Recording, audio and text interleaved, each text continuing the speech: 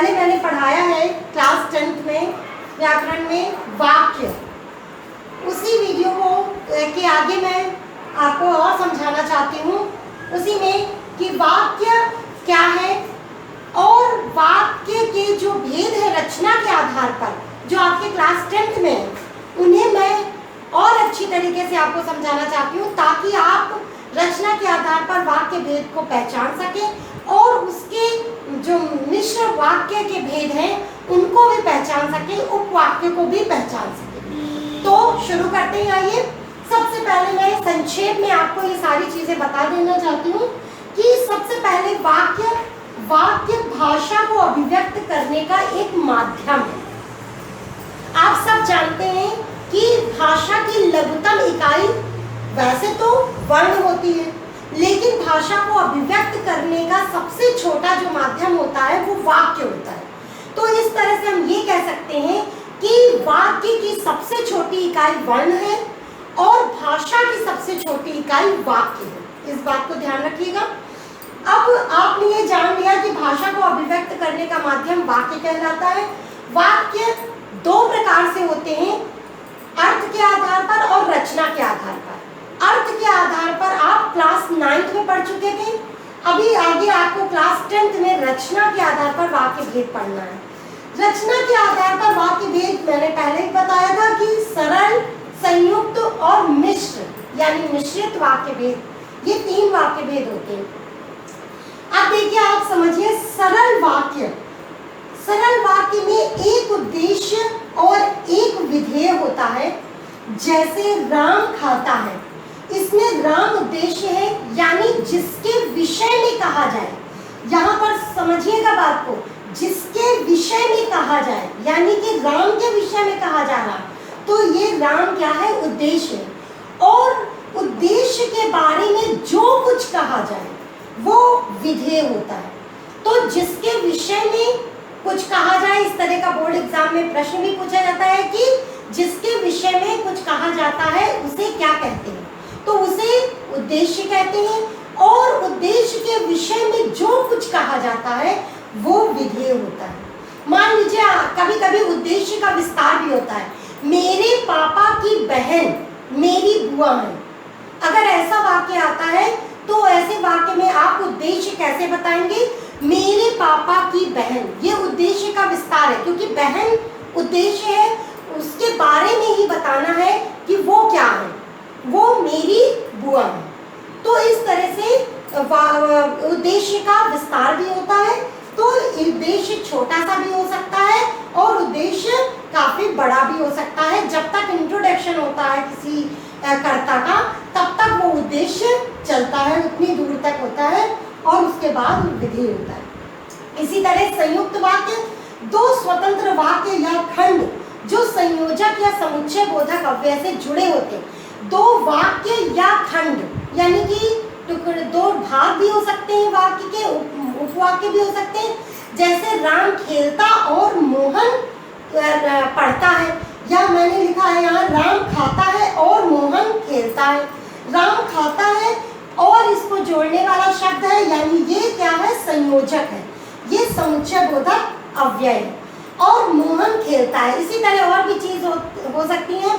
ये काली बकरी है और यह खेत में चल रही है। इस तरह से जब मैं कल स्कूल नहीं गया क्योंकि मैं बीमार था, मैं आज बारिश हो रही थी इसलिए मैं स्कूल नहीं गया। इस तरह के वाक्य संयुक्त वाक्य होते हैं। और मिश्र वाक्य, दो उपवाक्य, एक प्रधान और दूसरा गौड़। गौड़ का मतलब मैं बता दूं, गौड़ का मतलब होता है निम्न, कम। तो एक उपवाक्य, एक मिश्रित वाक्य में दो उपवाक्य होते हैं। एक तो होता है प्रधान यानी श्रेष्ठ और दूसरा होता है गौड़। मोहन ने कहा कि वह पढ़ लिख कर डॉक्टर बनेगा। यह आपने देखा कि सरल, संयुक्त और मिश्र वाक्य में कंजंक्शन एक भी आ सकता है जिसमें की जुड़ा है या फिर क्योंकि। मैं कल विद्यालय नहीं गया क्योंकि बारिश हो रही थी। अगर क्योंकि या की से जुड़ा वाक्य है तो वो मिश्र वाक्य है। या फिर दो कंजंक्शन, जब, तब, यदि, तो, यदि तुम परिश्रम करोगे तो सफल होगे जहां मैं गया वहां पर मेरा सम्मान हुआ, उतना ही खाओ उतना ही लो जितना खा सको। इस तरह के वाक्य उतना धीमे बोलो, कोई कॉमा लगा दिया कोई सुन लेगा। दो वाक्य हैं, उन्हें कॉमा से भी जो है बताया जा सकता है, लेकिन उसमें क्या होना चाहिए, दो वाक्य होने चाहिए। तो इस तरह से सरल, संयुक्त और मिश्र आपने जान लिया। अब मैं आज आपको वाक्य को बदलना समझाऊंगी कि वाक्य को बदला कैसे जाता है।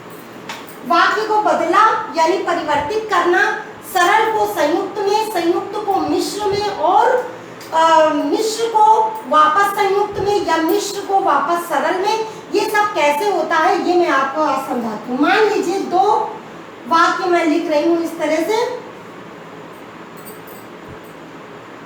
राम खाता है और मोहन खेलता है। हाँ, तो जैसे लिखा है राम खाता है मोहन खेलता है, अगर इसे हमें सरल वाक्य में बदलना है तो हमें लिखना पड़ेगा राम के खाते समय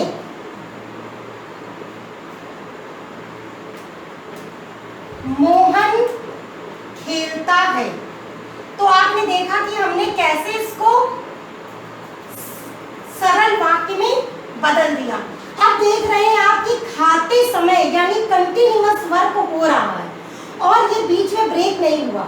अगर हमें इसे, ये सरल बन गया, अगर हमें इसे संयुक्त वाक्य, इसी को अगर हम संयुक्त वाक्य बनाएंगे तो पहले ही बता दिया, आप जानते ही हैं संयुक्त वाक्य बनाने में क्या करना पड़ेगा हमें, कि राम खाता है और मोहन खेलता है।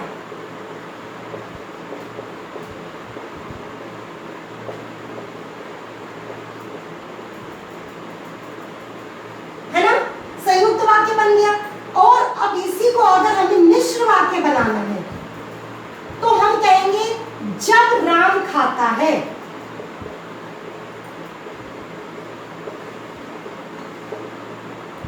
तब मोहन खेलता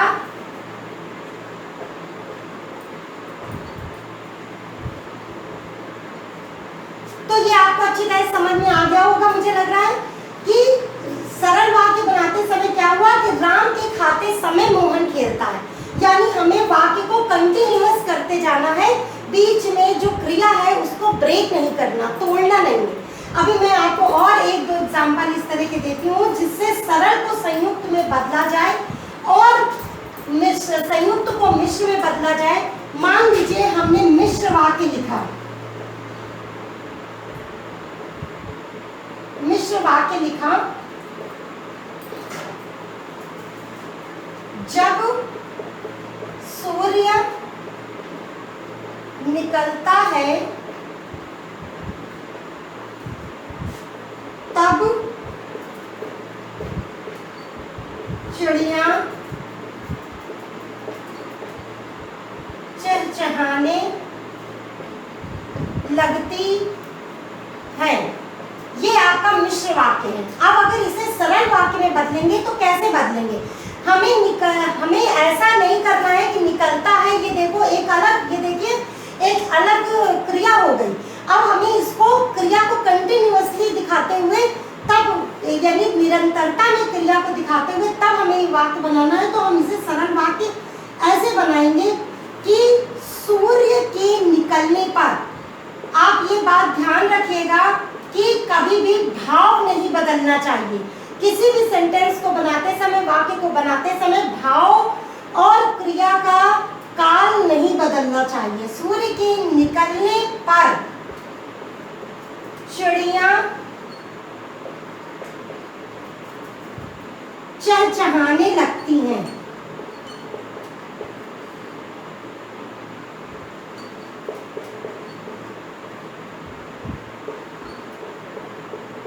तो आपने देखा कि जब हम मिश्र वाक्य बना रहे हैं, जब सूर्य निकलता है तब चिड़िया चहचहाने लगती हैं।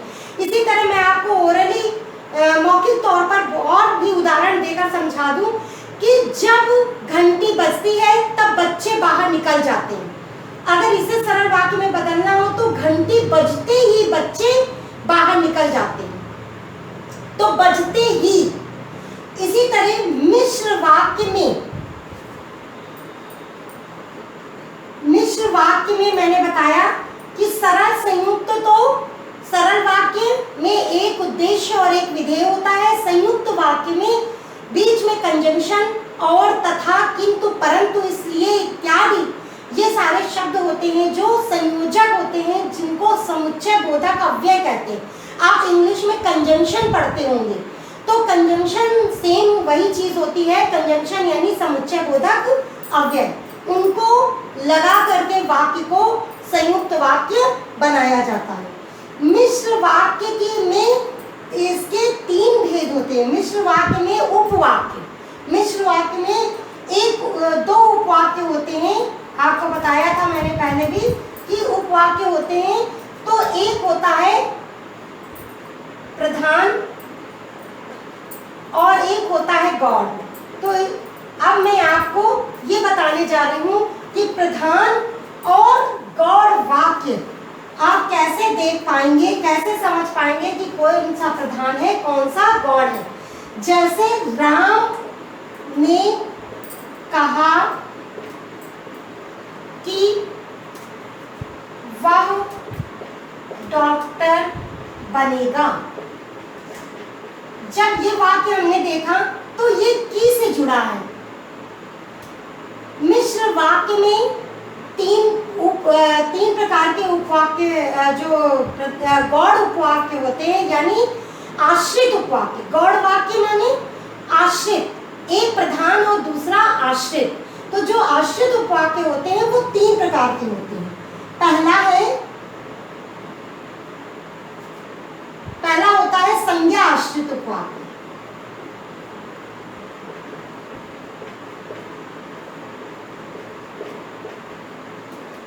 जो कि जैसे की से जुड़े होते हैं। दूसरा विशेषण आश्रित उपवाक्य होता है।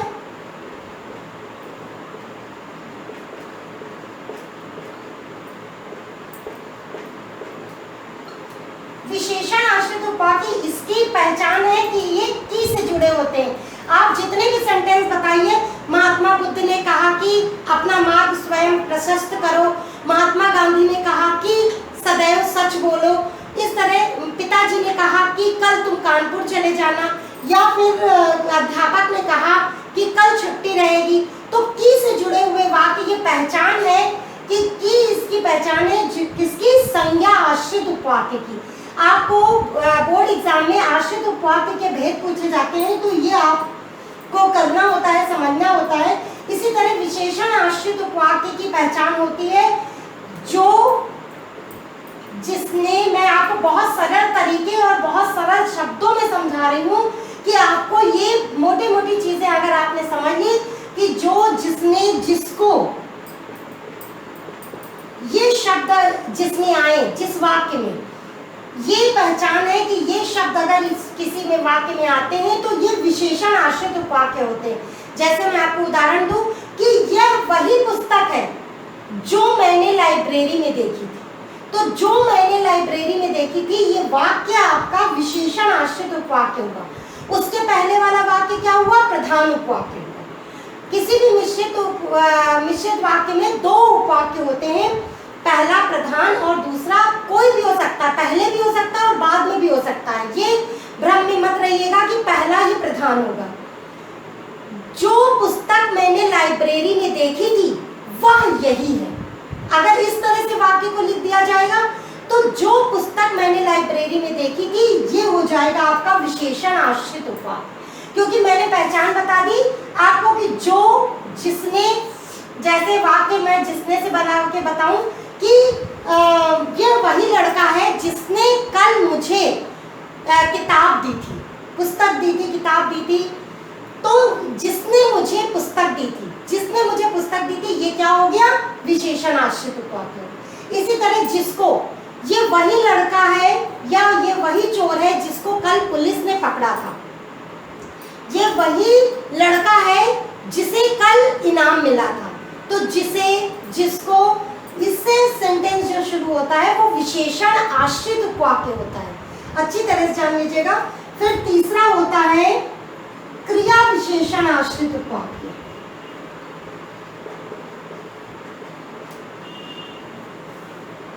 क्रिया विशेषण आश्रित उपवाक्य।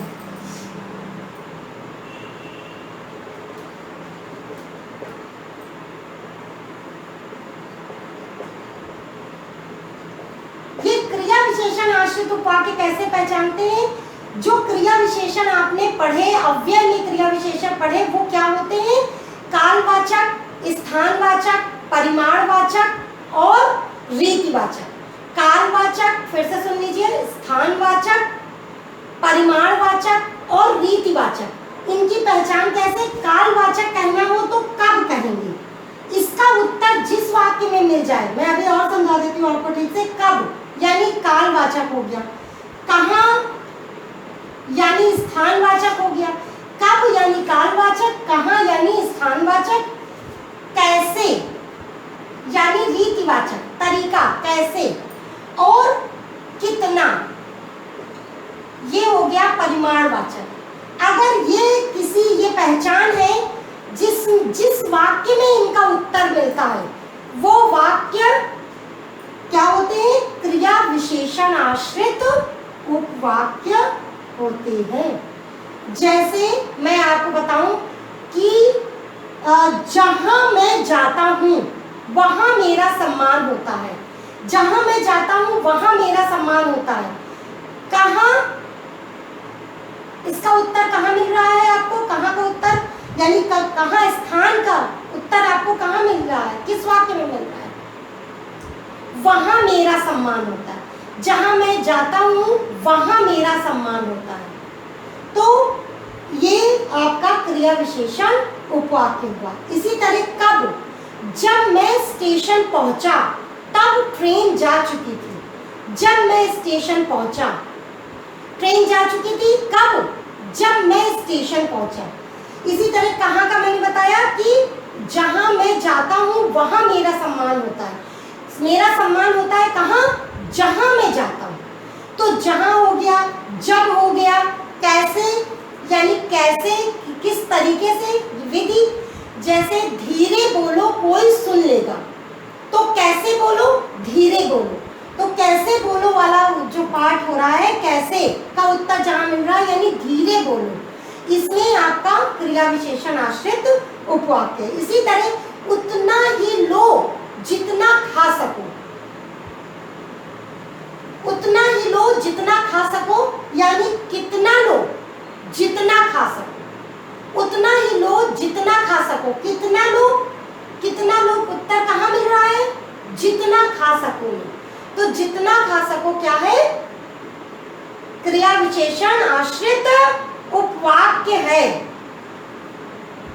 तो इस तरह से आपको समझ में आया कि क्रिया विशेषण, ये अगर आपने कीवर्ड याद रखे कि ये चार है। कब का उत्तर मिले जिस वाक्य में, कहाँ का उत्तर मिले जिस भाग में क्रिया मिश्र वाक्य के, और कैसे का उत्तर मिले और कितना का उत्तर मिले, वो उपवाक्य क्रिया विशेषण आश्रित उपवाक्य होते हैं। अब मैं यही खत्म करती हूँ। आपको समझ में आया हो तो वीडियो को लाइक करिए, सब्सक्राइब करिए, और अगर आपको कुछ और समझना हो तो प्लीज़ कमेंट बॉक्स में लिखकर मुझे बताइए। मैं उसे और अच्छी तरह से समझाने के लिए एक नया वीडियो आपको दूंगी। धन्यवाद।